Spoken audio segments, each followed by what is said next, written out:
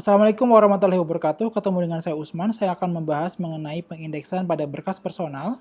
Pengindeksan pada berkas personal memiliki beberapa karakteristik yang khas jika dibandingkan dengan pengindeksan pada dokumen secara umum. Seperti apa karakteristiknya? Mari kita lihat di video kali ini. Sebelumnya saya akan masuk dulu ke basic concept of indexing.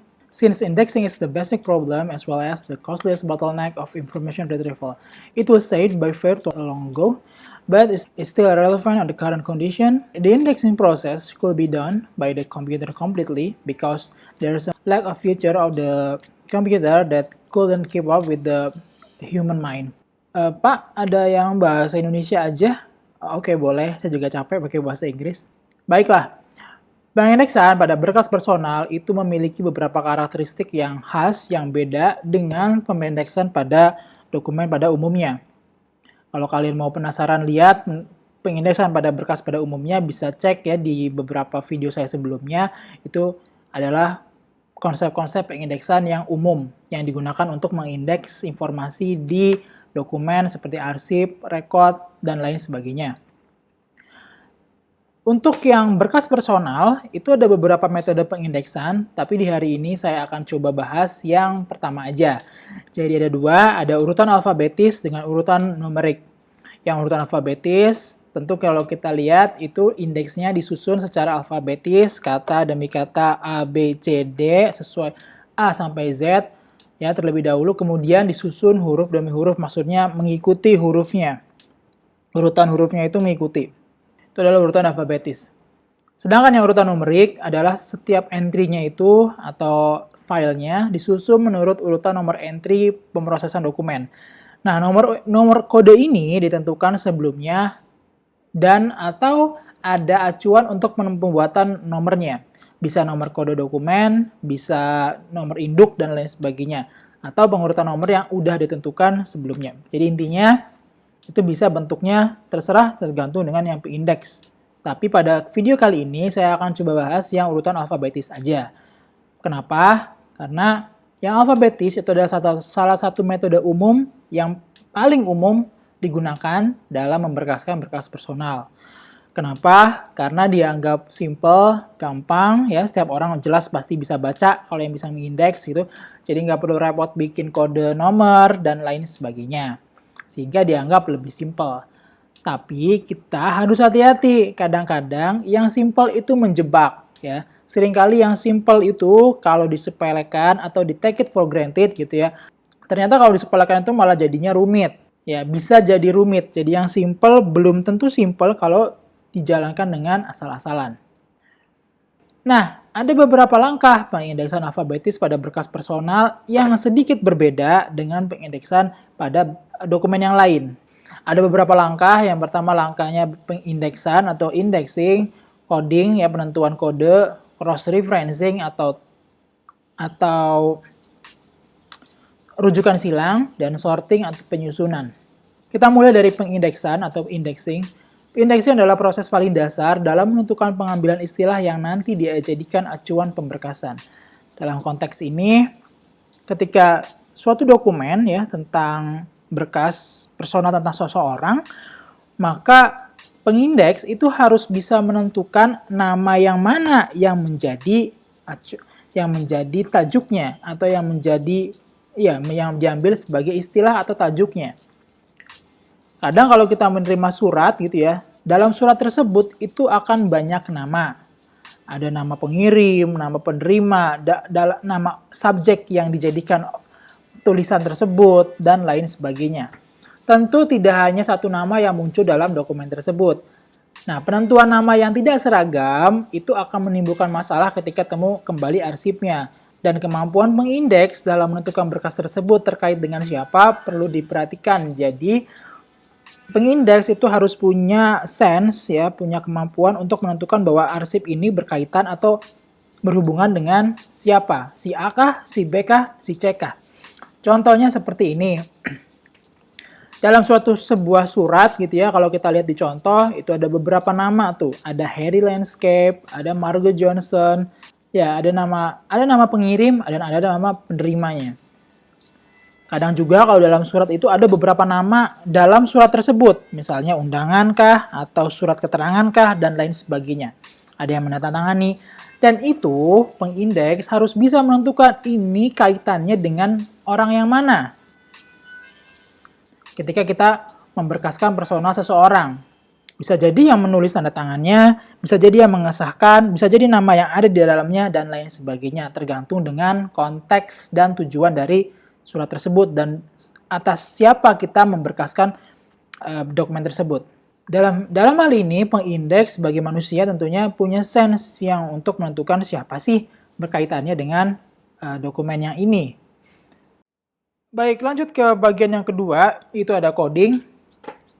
Coding atau pemberian kode ya, adalah proses menentukan kode yang dapat dijadikan sarana temu kembali. Jadi setelah kita menentukan mana nama yang menjadi tajuknya atau menjadi entry-nya, kemudian kita membuat kode yang nanti dijadikan sarana temu kembali.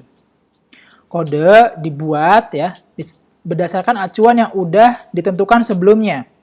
Jadi sebelumnya pengindeks itu harus lihat dulu di perusahaan atau di organisasi tersebut adakah penentuan kode untuk memberkaskannya. Tujuannya apa? Agar hasilnya selalu konsisten tiap pengindeks, walaupun pengindeksnya itu berbeda-beda. Dalam acuannya harus ada indexing rule atau peraturan pengindeksan yang isinya itu prosedur bagaimana urutan pemberkasannya. Mungkin bisa namanya macam-macam ya, mungkin tata naskah di naskah atau peraturan pengindeksan dan lain sebagainya. Tapi intinya itu adalah acuan atau adalah aturan untuk menentukan kode atau membuat kodenya seperti apa. Baik, nah contohnya di sini ada gambar ya, filing segment atau itu adalah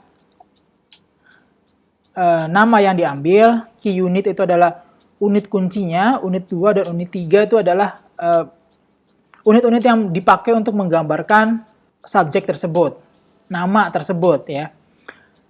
Jadi penerapan namanya dibagi beberapa unit. Ada unit kunci, unit 2, dan unit 3. Ini akan jadi pembeda ketika terdapat nama yang sama dan menjadi urutan pemberkasannya. Jadi namanya itu, penentuan unit 1, unit 2, dan unit 3 atau unit kuncinya itu dibuat oleh pengindeks atau organisasi yang mengindeks berkas personalnya.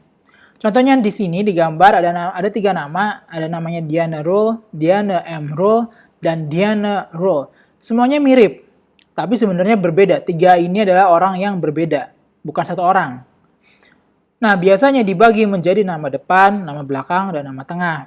Di Indonesia yang tidak memiliki marga, ya ada beberapa tapi tidak semua, maka codingnya bisa disesuaikan dengan kebutuhan di organisasi tempat dia berada. Jadi nggak ada bakunya ya, tidak harus nama belakangnya itu ditaruh di depan, nama depannya taruh di belakang, dan lain sebagainya, itu tidak ada. Jadi benar-benar menyesuaikan dengan kebutuhannya. Tapi ingat, acuan ini nanti ditulis dan menjadi aturan pengindeksan yang harus diikuti oleh semua pengindeks secara konsisten.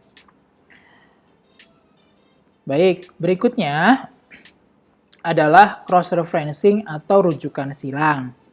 Ya, terkadang ketika mencari berkas personal, orang itu mencari dengan kata kunci yang mungkin berbeda dengan istilah yang digunakan atau entry yang digunakan, ya. Karena berbagai sebab, misalnya orang tersebut punya nama panggilan yang sedikit berbeda dengan nama aslinya, mungkin bedanya dikit ya. Atau kalau di Indonesia ya mungkin kadang ada nama yang lebih populer ketimbang nama aslinya. Sehingga perlu dibuat rujukan silang sebagai alat temu kembali supaya orang yang tadi yang mungkin lupa nama aslinya siapa gitu ya bisa ketemu juga dengan dokumen tersebut.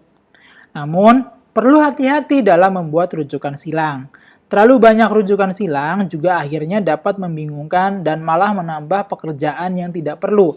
Karena proses pembuatan rujukan silang itu menambah beban waktu dan harus ngerjain lagi gitu ya. Jadi kalau misalnya semua orang dibuat nama aliasnya, nama panggilannya secara rinci dan komplit, justru mungkin malah akan buang-buang waktu kalau di lingkungan organisasi perusahaan. Namun ya itu satu, jadi nggak perlu semuanya dibuat rujukan silang, nggak, kira-kira yang perlu aja. Nah, keperluan tidak perlu atau enggaknya itu adalah pengindeks yang paham. Ya, makanya dalam proses pengindeksan itu manusia masih sangat diperlukan untuk menentukan hal-hal yang seperti ini.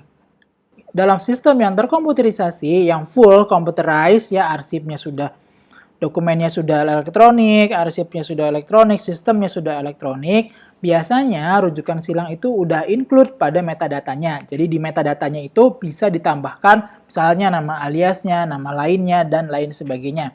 Sehingga bisa dicari melalui sistem temu kembalinya, karena otomatis komputer akan meretrieve nama tersebut atau entry yang ada di metadatanya. Namun itu nggak bisa terjadi begitu aja, tetap perlu dimasukkan kata kunci tadi atau nama lainnya tadi pada metadatanya, sehingga terjadi cross-referencing pada sistem temu kembali tersebut. Tapi ingat, ini adalah kalau misalnya sudah fully computerized ya, semuanya itu sudah terkomputerisasi, baik itu file dokumennya maupun itu sistem temu kembalinya. Ada beberapa hal yang perlu dibuat rujukan silangnya. Ya, ini kondisinya yang saya temukan ada beberapa, mungkin kalian bisa temukan lagi, tapi bisa jadi dalam kondisi pengindeksan berkas personal atau pengindeksan nama-nama orang, ya, berkas mengenai orang. Itu yang pertama ada nama yang tidak umum, yang kedua nama yang terdapat tanda strip, yang ketiga nama alias, yang keempat nama yang mirip, dan kelima nama yang sama. Ini mungkin terjadi di tempat, nanti mungkin kalau kalian bekerja ya, atau tempat kalian bekerja nantinya. Contohnya, pertama, nama yang tidak umum, unusual names ya. Misal ada beberapa nama yang mungkin sulit ditentukan nih, nama akhir atau depannya. Kalau di luar negeri misalnya namanya David Charles. Nah, David Charles itu bisa Charles-nya sebagai nama depan ya, David juga bisa sebagai nama depan. Kadang juga ada juga nama orang yang nama marganya David. Kadang seperti nama David Charles atau Charles David gitu ya. Itu bisa membingungkan mana sih nama depan dan nama belakangnya. Sehingga di model pengindeksan yang terbalik gitu, nama marga yang di depan tadi bisa jadi membingungkan dalam pencarian. Jadi ada orang yang nanti mau cari, saya mau cari berkas tentang si Charles. Mereka dicari, oke dapat karena di coded filing segmentnya itu namanya Charles. Tapi kalau ada orang yang nyari namanya David, dia nggak akan ketemu karena yang disusun di rak-nya itu namanya Charles duluan. Jadi lama nyarinya, mana nih kok nggak ada David ya, di D itu nggak ada David. Jadi ternyata adanya di C, di Charles. Maka dalam kondisi demikian itu harus dibuat rujukan silang bahwa si Charles David itu juga harus dibuatkan rujukan dengan bentuk sebagai ini, dengan acuan si atau lihat ya. Jadi lihat, kalau mau cari si David Charles, kamu bisa cari ke Charles strip David atau lihat ke David Charles. Jadi yang sebelah kiri yang coded filing segment itu adalah urutan pemberkasan di rak-nya ya, disusun berdasarkan C dulu. Sedangkan yang di cross reference itu ngasih lihat bahwa kalau nyari yang Charles David, kamu lihatnya yang di David Charles ya. Jadi kalau David Charles otomatis dibalik. Maka di coded filing systemnya nanti ketemu. Kurang lebih kayak gitu. Baik, yang kedua, nama yang ada stripnya. Ini jarang ditemukan di Indonesia, tapi ada contoh ya. Satu, namanya Sulistyo Basuki. Itu adalah profesor di bidang ilmu perpustakaan dan kearsipan. Dia memilih namanya. Kalau kita cari bukunya, itu dia memilih menuliskan namanya itu dengan tanda strip. Sulistyo strip Basuki L. Maka contoh penulisannya adalah dalam kode filing segment, atau tadi dalam pengurutan di rak-nya itu, bisa memakai L-nya sebagai nama depannya gitu ya. Kalau yang mengikuti dengan yang di atas. Kemudian baru L strip Sulistyo Basuki. Nah, maka dibuat cross reference-nya. L garing Basuki garing Sulistyo. Terus kemudian di bawahnya ada acuan lihat. Lihat Sulistyo strip Basuki L. Supaya orang bisa kalau mencari entry Pak Basuki ini atau Prof Basuki ini bisa melihat ke mana.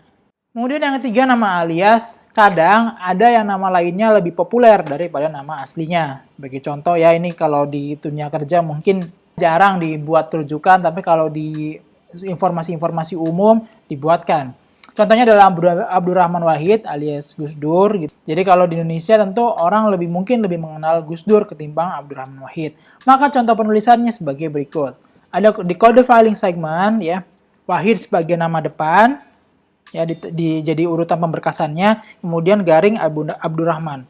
Nah, dibuatkan rujukan silangnya, Gus Durnya ditulis di situ. Dengan model penulisan terserah, bisa gus, bisa dur, bisa dur, bisa gus, tergantung dengan acuan pengindeksan yang dibuat sebelumnya. Lihat, kemudian di bawahnya ada lihat Abdurrahman Wahid. Jadi kalau orang mencari dari nama Gus Dur itu bisa ketemu juga karena dikasih acuan lihat. Ya, lihat Abdurrahman Wahid. Maka dia bisa lari ke kode filing segmentnya itu yang di sebelah kiri ini. Tidak tersasar. Baik, yang keempat itu adalah nama yang mirip. Nama yang mirip itu misalnya nama penulisannya agak-agak mirip atau bacanya mirip gitu ya. Nah, di Indonesia beberapa nama yang punya variasi penulisan yang banyak itu salah satunya nama Muhammad ya. Nama Muhammad di Indonesia sangat populer atau bahkan di seluruh dunia juga sangat populer, tapi dengan model cara penulisan yang berbeda-beda. Sehingga perlu dibuatkan cross reference. Nah, cross-reference ini tujuannya untuk membantu pengguna bahwa ada loh model penulisan dengan cara yang seperti ini. Dan perlu dilihat acuan see also atau lihat juga. Nah, contoh penulisannya di indeksnya itu, contoh penulisannya yang kalau di kode filing segmentnya itu misalnya yang dipakai Muhammad. Di kode filing segmentnya nama Muhammad dipakai dan juga lihat juga Muhammad ada yang double M, ada yang cuma satu M-nya, ada yang Muhammad pakai O. Gitu. Nah, yang Muhammad yang single M dan Muhammad yang pakai O itu semua juga dibuat kode filing segmentnya, artinya dipakai sebagai entry. Nah, dibuatkan rujukan silang ya di tempat yang lain itu Muhammad dan Muhammadnya ada juga acuan lihat juga. Jadi kalau ada orang yang nggak ketemu misalnya nama Muhammad Usman gitu ya, kalau nggak ketemu dia nggak ketemu yang dipakai O, maka dia tahu ada penulisan yang pakainya U seperti itu. Jadi dikasih lihat ada variasi bentuk tulisannya loh, ada yang Muhammad, dan ada yang Muhammad. Nah, ini adalah mungkin ya tentu diambil dari 3 orang yang berbeda. Jadi tidak tertukar antara mana yang pakai U, mana yang pakai O, mana yang double M, mana yang tidak double M. Baik, yang berikut adalah untuk kasus nama yang sama. Ya, beberapa nama bisa jadi sama persis kalau di Indonesia. Tentu sangat mungkin terjadi. Maka perlu dibuatkan tambahan unit yang lain, unit itu seperti item yang lain ya, untuk membedakan si A1 dengan si A2 yang nama-namanya sama-sama si A misalnya. Nah, pembedanya apa? Bisa tahun lahir, tempat lahir, asal daerah dia tinggal, dan lain sebagainya. Itu bisa disesuaikan dengan kebutuhan di sana dan oleh si pengindeksnya. Nah, misalnya contoh pembuatan indeksnya maka seperti ini. Di filing segment yang dipakai Muhammad Akbar 92, ada juga yang namanya Muhammad Akbar 1988. Key unitnya ada Akbar, ada unit 2-nya Muhammad, sama dua orang ini sama juga key unit dan unit 2-nya sama, maka ada pembedanya di unit 3-nya. Ada yang lahir 92, ada yang lahir 1988. Nah, penentuan tadi tahun lahir, ini saya pakai tahun lahir biar mungkin lebih mudah contohnya, itu sangat bergantung dengan kondisi yang ada di sana. Tuh, jadi terserah bisa disesuaikan dengan kebutuhan. Nah, untuk yang terakhir, proses sorting itu adalah tinggal dalam rangkaian prosesnya. Kalau proses sorting itu berarti sudah suatu dokumen, sudah memiliki kode, sudah menentukan indeksnya ya, sudah menentukan entry-nya apa yang dipakai, maka tinggal disorting, disusun berdasarkan alfabetisnya dan kemudian disimpan ke rak-nya masing-masing berkas-berkas tersebut. Proses pengindeksan secara umum tidak terlalu berbeda dengan dokumen arsip yang lain, sehingga dapat menerapkan metode pengindeksan yang lazim digunakan di dokumen selain berkas personal. Kalau kalian tertarik untuk mengetahui ada metode apa aja, ada pendekatan apa aja yang untuk mengindeks, dapat melihat di beberapa video yang lain yang tentang pengindeksan. Jadi kamu bisa cek di sana, ada pengindeksan otomatis, ada pengindeksan manual, dan pendekatan-pendekatannya. Baik, nah terakhir dalam hal pengindeksan berkas personal, hal yang paling penting adalah konsistensi dalam proses pengindeksannya. Sehingga siapapun yang mengerjakan indeksnya akan menghasilkan metadata, akan menghasilkan indexing yang berkualitas, yang sama kualitasnya, dan tidak membingungkan nanti ketika menjadi sarana temu kembali. Nah, ini adalah yang paling sulit gitu ya. Terkadang kita mengindeks itu tidak patuh atau tidak taat terhadap aturan-aturan pengindeksan yang sudah dibuatkan sebelumnya. Maka itu yang paling penting adalah konsistensi dan kesesuaian dengan acuan atau aturan yang sudah dibuat sebelumnya. Ini beberapa daftar pustaka yang saya pakai, bisa kalian lihat. Jika masih ada pertanyaan, boleh kalian tulis di kolom komentar, mungkin kita bisa diskusi di sana. Kalau misalnya ada yang salah dari saya juga bisa kalian koreksi. Mungkin dari saya. Terima kasih sudah menonton video ini. Video ini adalah bagian dari mata kuliah Berkas Personal yang diselenggarakan di program studi Manajemen Rekod dan Arsip Universitas Indonesia. Mudah-mudahan bermanfaat. Sampai ketemu lagi. Wassalamualaikum warahmatullahi wabarakatuh.